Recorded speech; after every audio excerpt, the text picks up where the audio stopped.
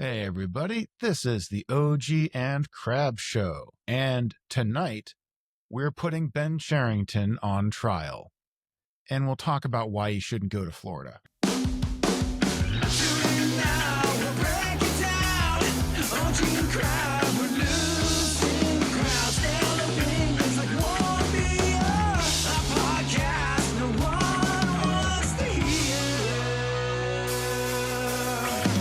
Welcome back, everybody. I'm OG, and with me is my partner in podcasting, but not in life, Crab. How you doing, Crab? I'm good. It was a hectic week of Pirates baseball, I will say that. And I am glad we're getting to the home opener, but I'm also kind of dreading it. Well, it's against the big bad Yankees, who are hitting all the home runs with their torpedo bats, and the Pirates aren't hitting anything with any bats to speak of. So, yeah, I guess we'll see. It's baseball. You never know, but they looked pretty lousy to start the season down south. Yeah, they can't hit. It's just really simple. There's no magic bullet theory here. They just can't hit. No amount of hoping and praying that they figure it out is going to make them figure it out. They either can or they can't. And this team does not look like they can hit. You know, the pitching is the pitching. We all know what that is. Skeens was really good today. He's a stopper, and he stopped this bleeding. But Went yeah, good they and deep just in the can't hit. game, got the Yeah. win. That's what Right. you want. Bednar has been demoted. Just to do a quick recap of this week, Bednar has been demoted. My question to Ben Cherington and the rest of the Pirates front office is, if he was going to be demoted 4 days into the season, why the hell did you bring him up and just not leave him down in Florida? Like, what difference does it make a week after spring training has ended? He was bad in spring training. It's terrible. I mean, they have no clue. They're just throwing shit at the wall, OG. Now it's early, and, again, don't judge the first week in April or whatever, but it's messy.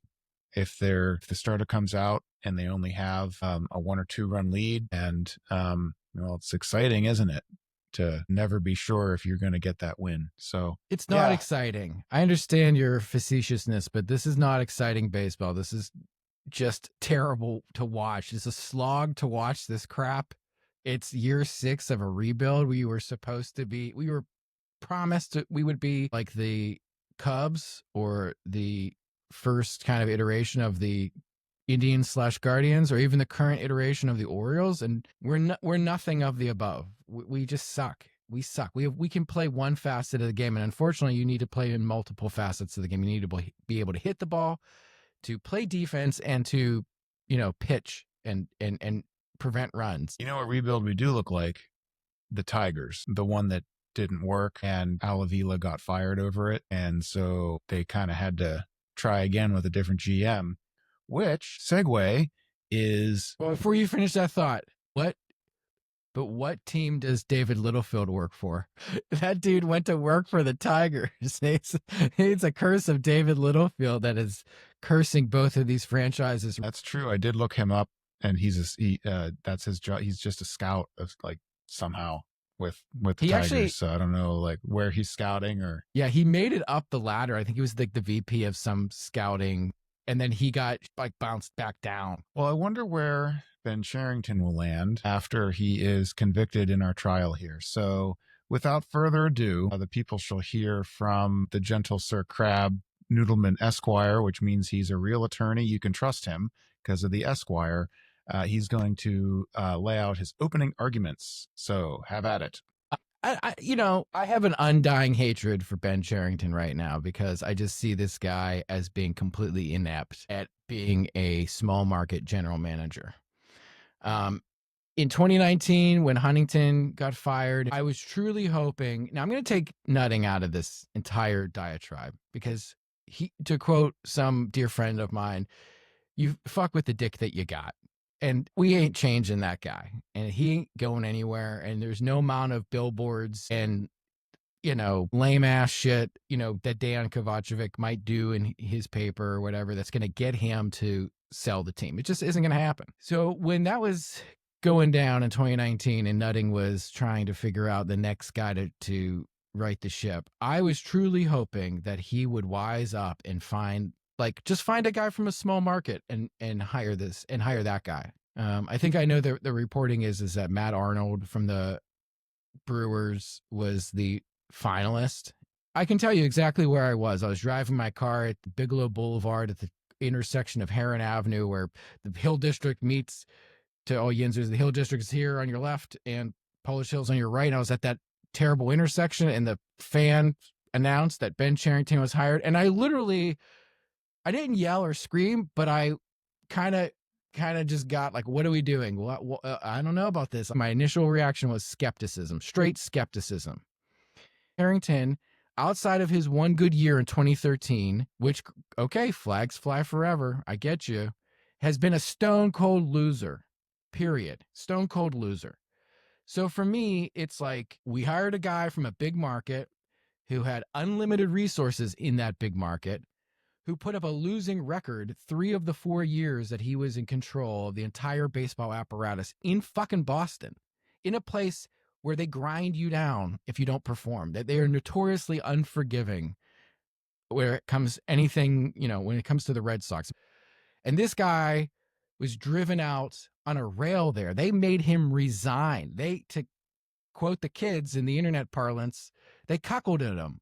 They hired Dave Dombrowski, knowing full well that he wouldn't stand for a baseball operations guy above him who was, maybe more respected, or at least his senior in some ways, and did this song and dance where they were like, well, he's the general manager. And then they let him resign. I mean, he left like with his tail between his legs, and we hired that guy. And to this day, I still can't make heads or tails out of it. I'm trying to be fair to Nutting here. I know that when he took over the team and Coonley was coming out, Coonley came from the commissioner's office and he recommended Huntington. I'm not sure Travis Williams was that plugged into the baseball apparatus enough to be able to recommend an up-and-coming general manager from a small market. I just don't think that. So they hired a search agency and came up with Ben Cherington. And to me, we got screwed right out of the get-go. Period. I still to this day can't believe that we had a chance to do a rebuild in the era of which it's now a known quantity what a major league tank job looks like and what should come out on the opposite side. It should be the Chris Bryants and Schwarbers and 2016 Cubs of the world. It should be the 2017 Astros, garbage cans notwithstanding, although I'd take a garbage can any day of the week for a World Series. Certainly. Garbage cans are not. The Astros are a legit dynasty. They went to so many ALCSs, and they did cheat in 2017, but they were so good for so long after that. I mean, they probably didn't need to. I'm going to be on the record here. I don't give a shit if my team cheats. I really don't. I just don't. I want them to win. I'll take it. The Pirates franchise has been so, misbegotten for so long that I will take a garbage can World Series, just a piece of metal after all. So I'll take it any day of the week and twice on Sunday. It's in the name, right? They're the Pirates. For sure. They got the name by cheating. Correct. Yeah. I mean, they got the name by stealing a player. Yeah. I don't know if I ever told you this, but I had a dream about a couple months ago. This was before spring training started. And I had this dream where we were winning games because they were blowing a horn on the Gateway Clipper every time a fastball was coming down the pike. And they were just blowing the horn out in the Allegheny. And guys were just airmailing them out of the stadium. And then we made it to the World Series in this dream because we were cheating using the boat method. And the opening day, opening night World Series, guy they bring out to do the inaugural pitch or whatever was Paul Maholm, people. And he threw out the ceremonial first pitch. And then I woke up from my dream. I have no idea. Did we win that World Series? Maybe. Did we lose it? Also possible. I'd take a pennant. But to go back to Cherington, I just still don't understand how we landed with this guy. He just seems like he has no ability to run a small market team the way that one needs to be run.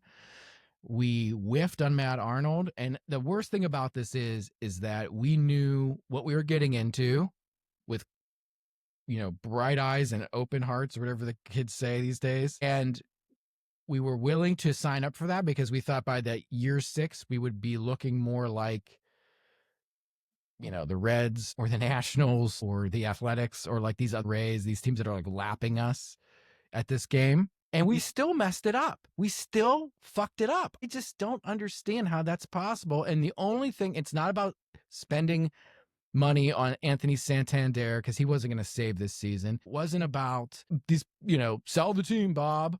We just got to spend money to win. It's about the fact that this general manager instituted one of the worst teardowns in Major League history and has nothing to show for it. We had legitimate assets that, was Huntington flawed? Was his regime flawed? Was his shit out of date? Did he hit his expiration date? Most certainly. And I won't make that argument that he shouldn't have been fired. But we saw what a small market GM with that mentality can do with these fucking budgets, with the same bullshit owner that we have currently, right? With the same impediments that we have currently.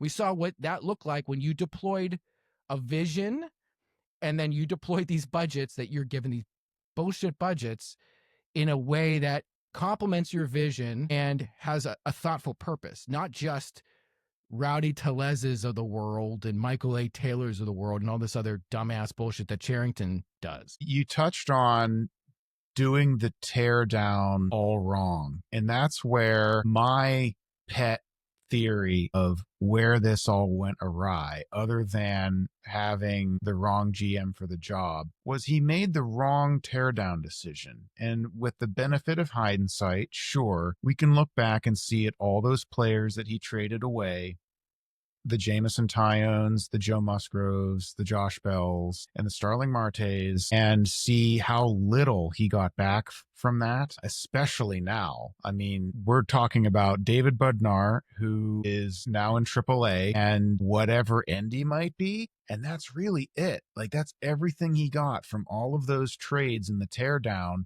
And on top of that, we have a first overall draft pick from 2021, who's also in AAA here in 2025 because he just can't seem to hit at the major league level. He tore down the wrong thing. It turns out, as far as I'm concerned, that what needed to be torn down was the acquisition and scouting apparatus. And only last year did the people at the top of that part of the organization get moved out of those roles. I can't say that they were fired because they weren't. One of them was promoted. Joe Delicari, who used to run the draft and used to be the head of amateur scouting, is now. Who did he give us in the draft? Give me some Joe Delicari hits. Oh my God. So he gave you Cole Tucker and Will Craig and Kevin Kramer. And I mean, the list goes on and on. Nothing out of Latin America, like basically nothing. What would we get? Luis Ortiz, who has turned into a broken Spencer Horowitz via trade, and Osvaldo Bido, who is now a wonderful pitcher for the Sacramento Athletics. The amateur acquisitions have been atrocious. And really, at this stage of the game, in baseball, if you're not doing your amateur acquisitions right, you're dead in the water because you're not going to fleece anybody in trades. And when you're this market with the budgets that it runs, you're not going out and buying players that you need. You're filling in at the margins like they did with Adam Frazier and Tommy Pham. And that's the kinds of free agents that you're getting. And you're not trading for anybody because nobody gives up their good prospects anymore. All you get are the guys that they can just, like the Nick Yorks. Well, sometimes you get a trade where it's like, we'll give you our top 15 guy for your top 15 guy plus some filler because it's a something like that. That's the trade we got. That's the Nick York trade, right? Or maybe that's the Billy Cook trade. It doesn't matter. People think of trades and they think, well, the Padres got Tatis for your trade. Why can't we do that? It's like, well, most trades aren't Fernando Tatis. Jerry Reinsdorf is terrible, and AJ Preller was coked out of his mind and went through every player in that roster till we found one he liked, I'm sure. Yeah. And that guy can evaluate talent, period. But you look at, like, for instance, you mentioned the Reds and their rebuild that's lapping us. Well, their rebuild is lapping us because they signed Ellie De La Cruz out of the Dominican. He's homegrown. They went and found him and developed him. Amateurs are the key to success, and you have to be able to find them consistently. And so the guy who had been doing a terrible job at that for the Pirates got promoted. What happened to him? Well, he was kept. He was promoted a year ago, but the real sin is that Cherington comes on board.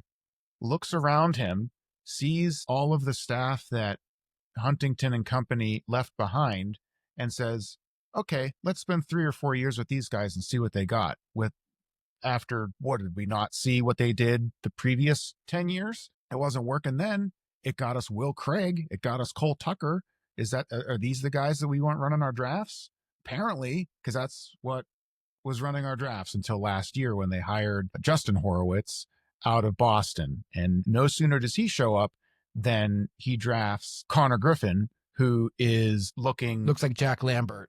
Yeah, like he's likely to break onto top 100 lists as an 18-year-old playing his first professional season of baseball right now, like just getting started. So like the problem is that you need more of those guys, and the time allotted left in this regime, probably if they shit the bed this season, is not going to allow that. That's the problem. Cherington fucked up because he missed his window. His window should have been, I came in here with a mandate to crack the code. This other guy got fired. Like, this is what I don't get, OG. It's like when you get fired and you're the guy who comes in to clean up another guy's mess, what world do you live in which you think, yeah, this'll do? These fucking losers with the loser energy, my kind of team. I'm like supposed to be in here to clean fucking house, and I let these guys run roughshod over the organization and continue to dictate what I'm going to do as general manager. I guess I better go along with it. This is a guy who couldn't even stand up to his ownership and say, don't fucking hire Dave Dombrowski. This is like in his DNA. I think he's a conflict averse. He tore off the wrong Band-Aid. He cleaned the wrong house. He got rid of all the players. He kept everybody who put them there in the first place. And only last year started turning over all of those positions to new hires that have been broadly hailed as good hires. Like that needed to be going on in 2020 and 2021 so that when they got that first pick. COVID. Yeah, COVID. And I'm sure COVID played a role in it. But like, here we are in year 6 of this regime. And the reason that they're just spinning their wheels is because they kind of just started doing the thing they should have done in year 1. And that's their fault. To your point, I just can't grapple with it. Everybody says, well, Huntington got 6 years and we're in the 6th year of Cherington and Crab. If you had fired Huntington in year 6, you'd have never got 2013. And I think about that quite a bit, and I think, all right, yeah, I'll give you some merit to that argument. But the thing is that the Littlefield guys got cleaned out by Huntington. He came in here with a mandate to Billy Bean this shit as much as he possibly could. There was never like, we're keeping on Littlefield's guys, and we're going to try to foster a collegial atmosphere of good faith negotiation. And it just didn't work that way. They were hoka-haying and doing all this weird bullshit, like military grade shit. Like some of that shit didn't work, right? But the point is that the Littlefield era was gone. It was over. It was over. And Huntington, figured it out, thankfully, and we got something out of it. Cherington keeping it, the Huntington guys, is confusing to me. And the only way I can fathom it and make sense of it is that I think that Cherington saw that group that was there as talent evaluators and analytics guys and thought, they have MBAs like me. They're from the same elite schools as me. They've been around Major League Baseball. I'm comfortable with this group because I probably would hire different versions of them from Boston and Toronto anyway. And so let's see what we have with this group, because Neil and I are not that dissimilar in many ways as far as our kind of analytic philosophy and some of our development philosophies. Where Neil and I are different, I'm speaking as Ben Cherington now, is that, Neil was obsessed with this one-size-fits-all mentality that wasn't working any longer when the rest of the league had been moving into biometrics and launch angles and such. And I'm ahead of that curve, and that's why I have this job. But Neil was behind that curve, and that's why he's now working for the Guardians. But I'm going to keep this group because I think they are a nice group, and I can work with them. And I think that's how he works in his real life. I've done quite a bit of reading about Ben Cherington, as many articles I can find from his Boston days. And this is a guy who came up under the Theo Epstein banner. He gets credit for some of the development and drafting in Boston, but there are other guys in that group, in that brain trust, that went on to have careers in Major League Baseball. It wasn't just Cherington, and it was a collegial atmosphere to some degree. I think Theo Epstein was a bit more of a kind of a rock star type than Cherington is. He was a bit more headstrong, but like Theo Epstein's name had a little bit more weight to it, I would say, because he certainly went other places other than Boston and had great success, whereas Cherington has not. But he came up in this environment, is my point, and I think he's kind of replicated that kind of what he was weaned on as a baby assistant GM. He's been doing that in Pittsburgh, and the environment here is one where Ben likes to have as many opinions as possible. The other big takeaway about Ben Cherington's time in Boston is that he had resources in the free agent market that we would kill for, and he made the worst decisions with them. He had some of the worst offseasons. There's an article I found where it was like, the article was just like, is this the worst offseason in Red Sox history? And it was like an entire article about Hanley Ramirez being awful, Rick Porcello making like 3 starts and then getting like a monster contract because they screwed around with John Lester, and Fat Panda did not want to play there. Rusney Castillo got like a $70 million contract, and he like never played in the major leagues. He burned through money there.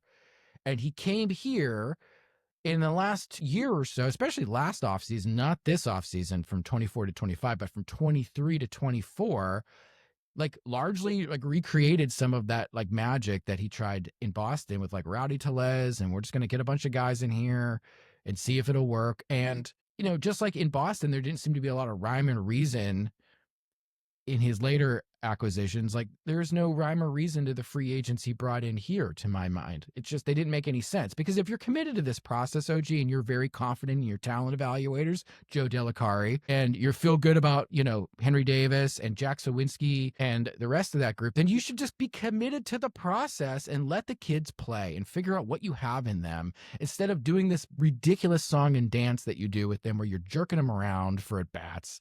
And these guys, Davis is in right field one day, Cruz goes from center field or shortstop to center field. It's just haphazard the way that they treat these assets and there's very little like, kind of vision behind it all, right?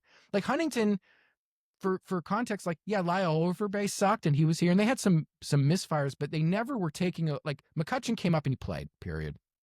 There's a lot of wait what, right? With the decisions that this front office makes, especially with the way they deploy players, you find yourself saying, wait, what? Wait, what? Over and over again. And the entire time that Cherington and Shelton have been in charge, there's been only one guy that gets to be treated evenly and build any kind of a habit around anything, and that's Brian Reynolds. Brian Reynolds has been planted in the 2-hole of the lineup the entire time those guys have been here. While who acquired everybody him? else is just a hurricane swirling around him. Well, Huntington, and he came over in the McCutchen trade, of course. And you can, yeah, I mean, of course, like look at the team today in 2025 and point to the players that were acquired by Ben Cherington that you can pin any hopes on. Okay, time's up. Which ones did you find? I mean, trick question. There aren't any. Paul Skeens, obviously, but I mean, a monkey and a typewriter could have made, from The Simpsons, could have made that pick. Let's see. It was the best of times. It was the blurst of times. You stupid monkey. Nick Gonzalez, maybe? But he got hurt running. Nick Gonzalez. I mean, I will give them credit for the 2020 draft in so much as it was 6 rounds and 3 of those guys have been in the major leagues for more than a season already. Unfortunately, one of them is Jared Jones and is probably going to wait around and then blow up his UCL. And the other one is Nick Gonzalez, who suddenly seems very injury prone. Nevertheless, I mean, he's missing serious time every year, and you're not going to break out if you're on the IL. Can I read to you and the audience a little snippet from this piece I'm looking at on my screen from the Providence Journal from August 19th, 2015. I'm not going to read it verbatim, but I want you to tell me, OG, if this feels like time is a flat circle, right? Or George Lucas, it's poetry, it rhymes, right? It says, this is from 2015. It says in here that Cherington set out to create a model for big market success, and he unwillingly found the exact opposite. Because Ben Cherington's route to the next great Red Sox team wavered precisely because player development does not move in a linear direction. Does that not sound familiar to you in some way? If nonlinear means never happens, sure. But we do hear all the time about how player development isn't linear. That's a catchphrase with this front office. We hear it quite a bit. Say it again. Player development isn't linear. Did you know that player development isn't linear? Right. So I'm going to finish reading this because I want this to kind of ring true here. The signings of Pablo Sandoval, Hanley Ramirez, and Rusney Castillo were a large part reactions to those failures. What happened last offseason? To the Pirates? Yeah. Well, they signed Rowdy Tellez, and they acquired Brian De La Cruz. They signed Aroldis Chapman. What else? I forget. I've already purged it. So the point is that Cherington hit the same type of roadblock in Pittsburgh with nonlinear player development. In this era of the Boston Red Sox, it was like guys like Will Middlebrooks that weren't really panning out, and a few others. He hit that with the Pirates and then went out and signed a bunch of guys in a reactionary mode, right? Which is what he did in Boston with Pablo Sandoval and Ramirez. He did that here with Tellez and Michael A. Taylor, and Aroldis Chapman is very reactionary. Especially Chapman. He seemed to sign that right after his boss called him out in the news. Right. And so they signed these guys. This is in Boston. Sandoval and Ramirez were a pair of big money, longer term deals that failed miserably in their first season. To quote 2015 Ben Cherington, we knew the core was going to turn over, so our job was to find a way to do that and win at the same time. Okay. He says, quote, I still think that's going to happen, but we didn't execute that strategy well enough to win games. Well, no shit, Ben. Does that not sound to you, OG, like that could have come out of his mouth last offseason? Except for the part where there was winning in the past, maybe. He says, I feel badly about it, and I do feel a great responsibility for that. I understand it's been painful for a lot of people, and I understand my responsibility with that. That sounds a lot like the way he talked about his career here in Pittsburgh at the Accountable Together press conference. Say, is there anybody that he was accountable together with in Boston, or was he all alone? Farrell. He was with Farrell. John Farrell and him were like two peas in a pod. He fired Bobby Valentine, went all in on John Farrell, and that was like his guy. Another article too. It does sound very familiar. Ben Cherington's Red Sox had failures. This was a article from Over the Monster, which is an SB Nation blog from, this is back in 2015, August 19th, 2015. This one is a bit more where, he leaves a legacy that Dave Dombrowski needs to clean up. But the complaints from this writer were mostly that Cherington's trades were wasted and not very good.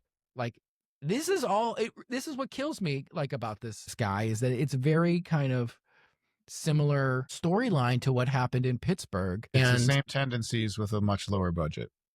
Thank you. The same tendencies with a much lower budget. Yeah, that's correct. So this is the Cherington's past. And I think given the way this season has started, it's fairly likely that these two that are accountable together will be held accountable if things don't change real big, real fast. So I don't mean to interrupt you, but I'm reading a different article from Boston.com. You got more? Oh, yeah, this is a Boston.com. This is hilarious. A Boston.com article from August 19, written by some guy named Eric Wilbur. Eric, you're the best.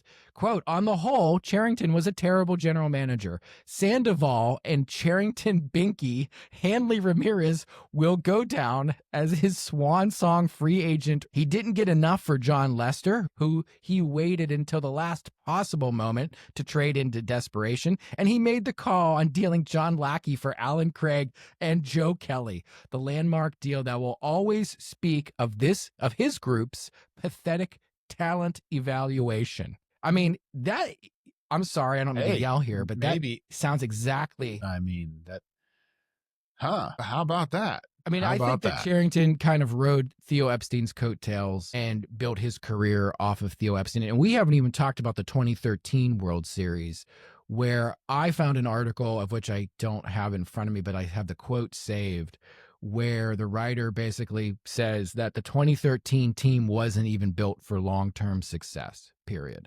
And I think that's the most salient point from that. There's a lot of winning that has to happen that has never happened under this GM. And let's muse a bit about whether he'll be held accountable together and what will happen and when. When will Ben Cherington lose his job, Crab? I mean, I think you said this in a different episode, and I agree with it, is that the time to fire him was last year. It just was, in my mind. I think Bob is stuck in a bind. I think he signed up for a load of bullshit from this guy who came to sell him the monorail, essentially. Like that episode of The Simpsons with the monorail. Like, sorry, Bob, the Bob has spoken. Right. Yeah. Like what do you do? Like this guy's driving the ship. You're in year 6 of this experiment. Bob is clearly leaning on his experience, and I will answer your question, I promise. He's leaning on his experience with Huntington, which was like, well, I kept him, and we did it. And what if I fire this guy too early? Like it feels like he just doesn't know what to do as an owner. And so the time to fire him was last year, and then he didn't. Indicates to me that he'll probably make it through the season, because I don't think Bob doesn't strike me as like a reactionary dude, like a George Steinbrenner, like fires or Billy Martin 12 times and chair through general managers and all that. Like he just isn't that guy. So I think Cherington stays until the end of the season. I think they are going to be like a 72 win team or whatever, like we said, 75 wins or whatever. I think that the media will largely lose patience with this rebuild. The Pittsburgh media, they're already starting to crack, and even Cherington doesn't even sound confident when he speaks to the media. So I think at the end of the season, he's fired. Yeah. So when he's fired and replaced with hopefully a better GM, not by some recruiting firm, who knows how that'll go down. What happens next? Another rebuild. I was afraid to say you just have you have to do it correctly. You're never going to buy your way out of this. And here's the other thing, which we didn't really talk about, which, the fan base and the media in this town has whipped themselves into a fanatical cult-like frenzy with this idea that they were going to build around Paul Skeens. Cherington has never said.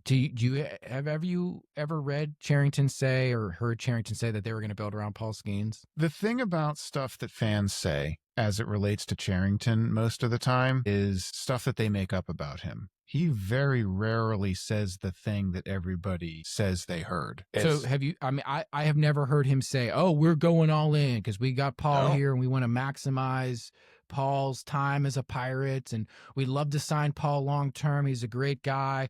We're always working towards keeping our talent, like saying all those things. I'm talking like a GM, but we are looking to be very focused on these 3 years where Paul is, going to be a maximum impact player. Instead, he says things like internal improvements, and we have to get better, from within, and all these other gobbledygook things that he says. It's always about getting better. They never actually do it, but they talk about it a lot. And they print up a lot of shirts that have it on there. Centric culture, development culture. My point is this: the next rebuild is going to unfortunately be kicked off by a general manager who comes in here with a mandate for change, and the rebuild centerpiece, the Juan Soto of this thing is going to be Paul Skeens. Nobody wants to admit this. Nobody wants to hear it. I will say it loudly. I mean, I'm not proud, but bluntly, as blunt as I can be. I'm a doctor with terrible bedside manner. Sir, you're dying, and you have, we have one season to live is basically the diagnosis. And so as soon as the next general manager comes in here, the very first thing they're going to do is hopefully learn from Cherington's mistakes and not keep on all these freaking losers. Number one. Number two is they're going to look at the roster and start dealing guys. There's no rebuild where we're like, well, maybe we keep Brian Reynolds and then we keep Cabrian. It's like, if you're going to keep all these players, then why rebuild? Like, they suck. You didn't see Cherington be like, oh, we're going to keep Josh Bell and rebuild around him. Huntington was like, we're not keeping Nate McLeod. Like, we're getting rid of this guy. Jason Bay is not, a long-term asset. Like, goodbye.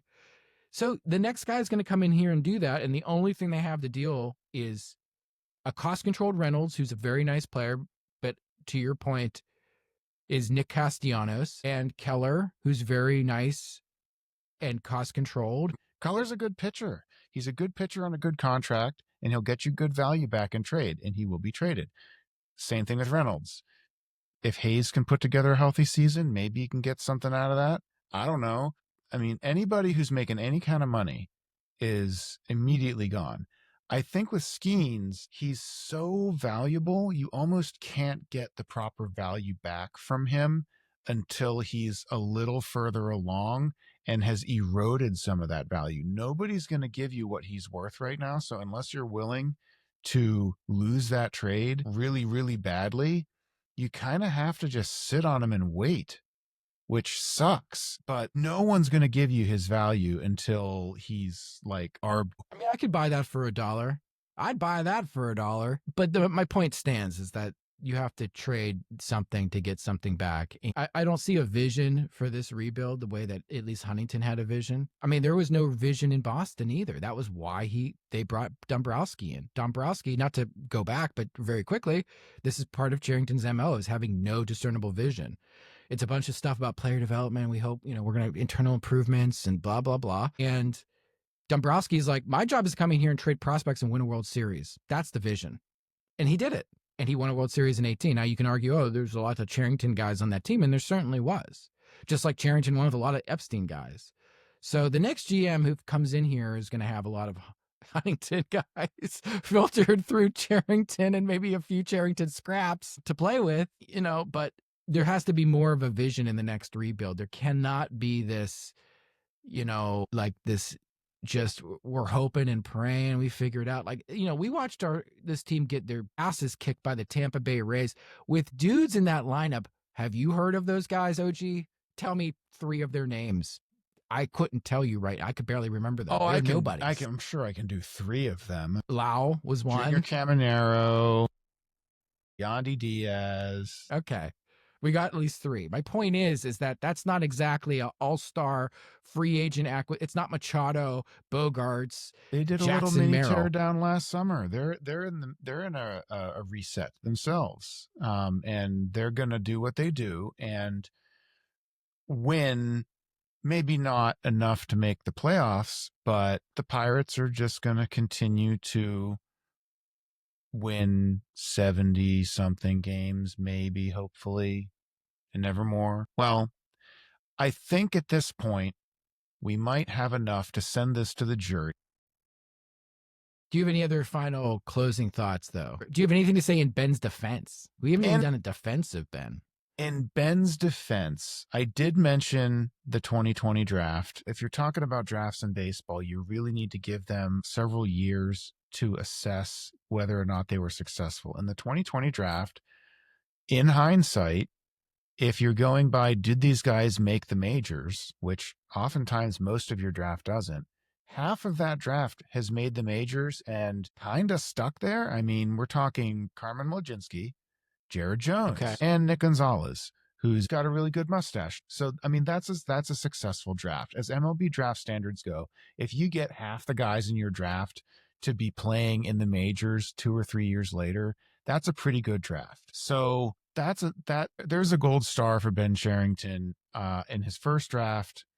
with the Pirates. He got those guys. So good for him. And following that, there was all that praise for the 2021 draft when they had the first pick and they took Henry Davis under slot and used all that under slot money to go get Bubba Chandler. And Bubba Chandler has all of the hype around him of only Paul Skeens will be better type pitcher. We'll see if that actually comes to fruition. So that draft got a lot of praise, and they might get one really good player out of it. And maybe someday Henry Davis will be a major leaguer somewhere, the way Joey Bart had a minute in the sun last year. I don't know. And now we're getting into drafts that are so recent. If you're talking about high schoolers that were drafted in 2022, like Termar Johnson, it's too soon to say. 2023, they got Paul Skeens. 2024, they got another high schooler who looks like an absolute stud, but is just starting to play pro ball. So it's too soon to say on any of those things. And what we're really upset about when we talk about Ben Cherington's failure in this rebuild is the teardown. The teardown yielded nothing. So yeah, I want to go back doing? to that really.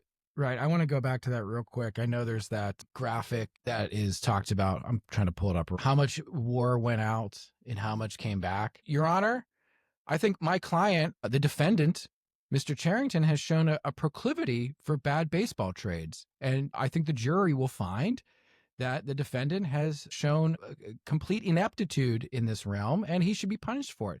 So let's talk about that. I'd like to enter this in as an exhibit to the jury. December 4th, 2011, traded Jed Lowry away. Okay, he got Mark Melancon. Okay, not a good deal for Boston because Mark Melancon imploded and became Joel Hanrahan. That's a dead branch on the trade tree. And I know we're going back over 10 years now, but Jed Lowry was a very good player, serviceable major league player who had a decent career. 2011, December 2011, traded Josh Reddick to the Oakland A's. He became a core piece of a later Moneyball team that competed 2012, 2013, 2014. He received great Andrew walk-up Bailey. music too, by the way. Yeah, wasn't it George Michael? George Michael's. Yeah, all the fans at the Coliseum used to show up with like toy saxophones and just like play along when he came up. Right. So Andrew Bailey was horrible, and Reddick became a star for the A's. Reddick was worth 13.4 WAR since that deal. That's a bad deal. That sounds a lot, Your Honor, like what he did to my client, the Pittsburgh Pirates. Let's see what else is on this list because it's not a great list. Now, the only thing that he ever did that was inspired was freed the Red Sox from Crawford's contract by trading away Beckett, Crawford, and Gonzalez. But you have to remember at the time, the Guggenheim Group had just bought the Dodgers, and they were looking to be fleeced in a way because they had money to spend and zero marketable stars on that squad. And so in a way, they were looking to take on bloated crap so that they had something to talk about in LA coming out of the Frank McCourt years. Now, correct me if I'm wrong, because that's my memory of it. So, there was a rumor that trade was not even orchestrated by Ben Cherington. I have no idea how much credit Ben gets. Maybe that's stricken from the record. I don't know. 2012, he signed Shane Victorino as a free agent. That was a great deal. Okay, that helped them win the 2013 World Series. But the other part that nobody talks about is that Shane Victorino sucked in 2014 and 2015. It was one of the reasons he got himself fired. Signed Ryan Dempster. He was terrible. He traded Ivan De Jesus, Mark Melancon, Stolmy Pimentel, Jerry Sands for Joel Hanrahan and Brock Holt. Okay, from their perspective, that was not a very good deal outside of Brock Holt. All right, Mike Napoli was a free agent. He did pretty good there. I mean, but like Przinsky, he signed Przinsky. That guy was a clubhouse cancer. That's a major flop. Signed Rusney Castillo in 2014.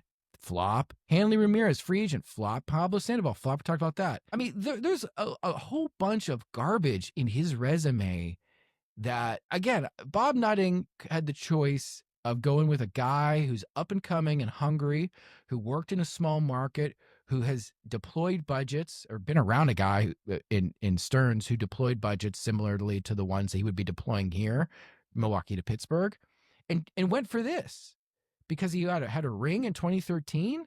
Starling Marte, what was the return? Leover Peguero, which isn't real, and Brennan Malone, which is, what's a Brennan Malone? I've yet to see him.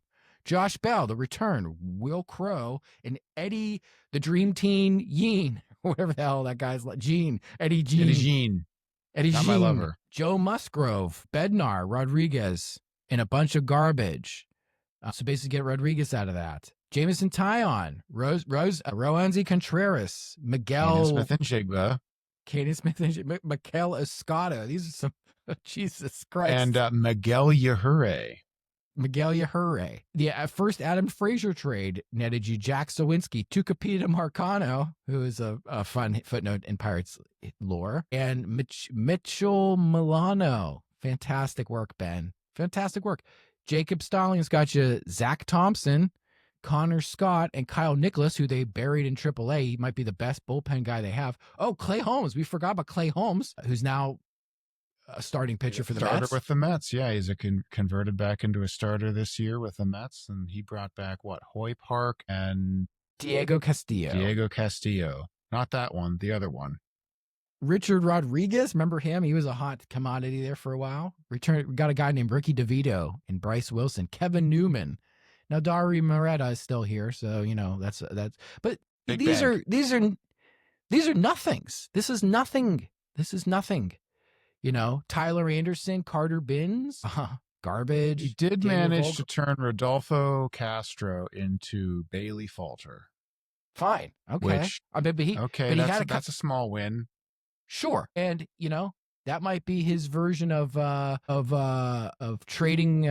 He got Yoenis Cespedes in a trade for Johnny Gomes and John Lester. Okay, that's a thing. I mean, the point is the track record for Cherington is not a good one. But you don't lose them all, but he does lose most of them. He loses a lot of them. This is not just some bad trades in Pittsburgh. He's been doing this since he was in Boston. No. I mean, there's still more of them I haven't even talked about that are just garbage. They're garbage from the top on down. Yeah, you have a Bailey Falter in there and a couple others, but I mean they're bad. So I would submit to the court that this guy is a stone cold loser and he deserves to be fired.